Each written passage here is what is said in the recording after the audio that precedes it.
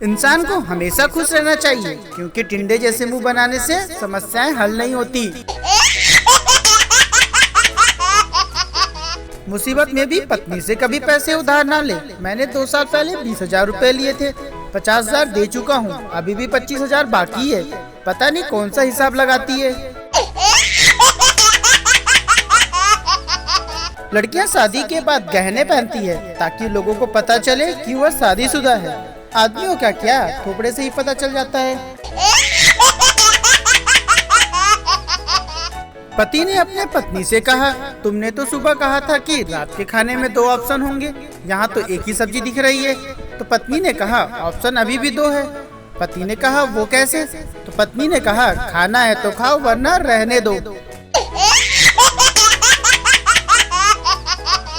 पिता ने अपने बेटे से कहा, बेटा इस बार पेपर में तुम्हें 80% लाना है। बेटे ने कहा, नहीं पापा मैं 90 लाऊंगा। तो पिता ने कहा, क्यों मजाक कर रहे हो?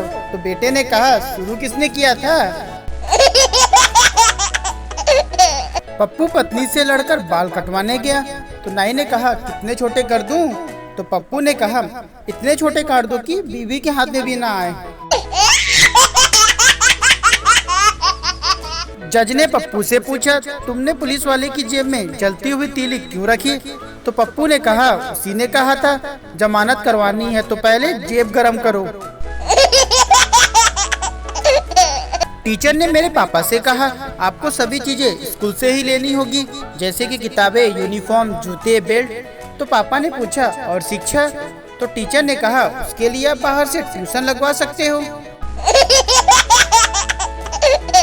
पड़ोसी ने मुझसे पूछा, यार तेरे घर से हर दिन हंसने की आवाज आती है, इस खुशहाल जीवन का क्या राज है?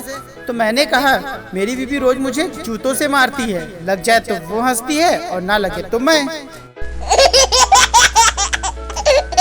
4 दोस्त ट्रेन के पीछे भाग रहे थे, 2 ट्रेन में चढ़ गए और 2 रह गए। लोगों ने कहा, वेल डन।